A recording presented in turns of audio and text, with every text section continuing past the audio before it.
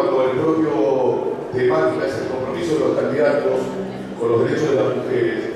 quiero decir que nosotros no podemos hablar de 10 leyes que presentamos en este trabajo que realizamos en el ámbito legislativo,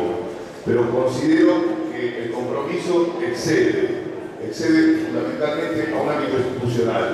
Es fundamentalmente poner el acento, la lupa y tener muy claro que si no hay organización de las mujeres en los diferentes ámbitos y temáticas, no hay posibilidad de que el mejor o la mejor de nosotros pueda ser representante digno, porque si no ingresa el conflicto y la discusión dentro de la legislatura, no habrá posibilidad de que se pueda reproducir en términos legislativos. Hay que tener mayor capacidad de organizarse por fuera de los ámbitos institucionales, teniendo claro que es un ámbito de disputa que necesita fundamentalmente del trabajo que se viene realizando. Y en este aspecto, el tema del Parlamento de la Mujer es, a nuestro entender, un instrumento que hay que fortalecer, sostener en el tiempo, con el mayor criterio de amplitud, con el mayor criterio de convocatoria, pero que eso no involucra la negación de también tener la profundidad de los debates que se necesitan en los tiempos actuales. Y en ese aspecto me parece que necesitamos mayor institucionalidad del Parlamento, hay que fortalecerlo, hay que trabajar, y que esa convocatoria también esté en un fuerte marco de discusión honesta, transparente y fraternal, porque son de los únicos mecanismos que los trabajadores, las trabajadoras y el conjunto de las clases populares fuimos aprendiendo a lo largo de la historia. En este aspecto, es verdad, como dice, que nosotros provenimos de organizaciones sociales, territoriales, compañeras que vienen trabajando desde hace mucho tiempo cuestiones que hacen al derecho de la mujer, al derecho de la mujer trabajadora, que no es casual que la mujer trabajadora tenga que penar el nivel de discriminación laboral que existe en nuestro país y en esta ciudad. Y esa discriminación no es casual, no es una cuestión de un error, no es producto de una catástrofe natural, es una planificación del poder, de un sistema injusto y de una pauta cultural que está enraizada y que necesitamos entre todos y todas comenzar a desconstruirlo para construir la alternativa superadora. En ese aspecto nosotros planteamos leyes, no soy muy puntual para no extenderme, porque todos los compañeros y compañeros tienen que hablar, es la primera licencia por paternidad.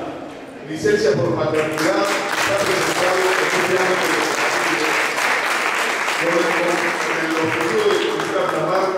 en las leyes que el cuidado no es solo un problema de la mujer o son jardines maternales. No son jardines maternales, son jardines educativos que necesitamos, que tanto el hombre, el varón o la mujer tengan la responsabilidad de crecimiento y desarrollo. Y en este aspecto, el segundo proyecto con el tema de la mujer trabajadora es justamente un proyecto para que jardines de infantes y los lugares de trabajo. Esto es una discusión. Los jardines de infantes en los lugares de trabajo es parte de una discusión ideológica, es parte de un proceso educativo que implica no solo que la mujer que trabaja tenga una guardería maternal, necesitamos instituciones democráticas que el Estado intervenga a efectos de que pueda tener un nivel de intervención y donde tanto el padre como la madre, como el varón y la mujer tengan los niveles de responsabilidad. Y en ese aspecto también creemos nosotros que es indispensable ese proyecto de declaración que hizo referencia a Nadeo con respecto al tema de la discriminación salarial y en los cargos de dirección de los diferentes puestos de trabajo. Hay una cuestión que es muy puntual. Las empresas privadas de nuestro país no tienen justamente un nivel de contralor al cual las propias delegaciones profesionales o sindicales tuvieran que tener precisiones. Pero el Estado, los gobiernos tienen capacidad para direccionar políticas públicas que impliquen que la mujer trabajadora esté en igualdad de condiciones, igualdad de oportunidades y un desarrollo de un futuro que no esté sostenido sobre una lógica discriminatoria. Bueno, el tema de la salud de las mujeres, quiero ser muy claro y no quiero en esto y aburrir porque van a ser reiterados quizás por los planteos, pero venimos luchando en el ámbito legislativo, en el ámbito cultural, en el ámbito de la calle, las organizaciones de mujeres y hombres, por el derecho al aborto legal, seguro y gratuito.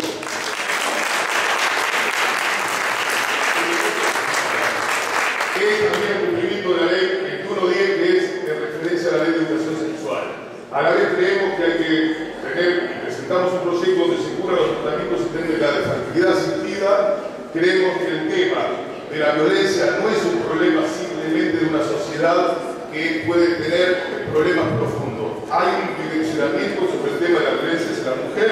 y creemos nosotros que con las compañeras y compañeros de la Central de Trabajadores Argentinos han presentado en la ciudad de Buenos Aires el proyecto de ley para que se declare de emergencia en la ciudad del incremento de situaciones de violencia de género. Esto no es solamente un hecho declarativo, se reproduce en términos también legislativos y tenemos la capacidad del proyecto de ley de creación de un subsidio económico para mujeres víctimas de violencia de género se pueda hacer ley. Y que un proyecto de ley que crea un subsidio habitacional para mujeres víctimas de violencia de género tiene que ser ley. Y que esté justamente rodeado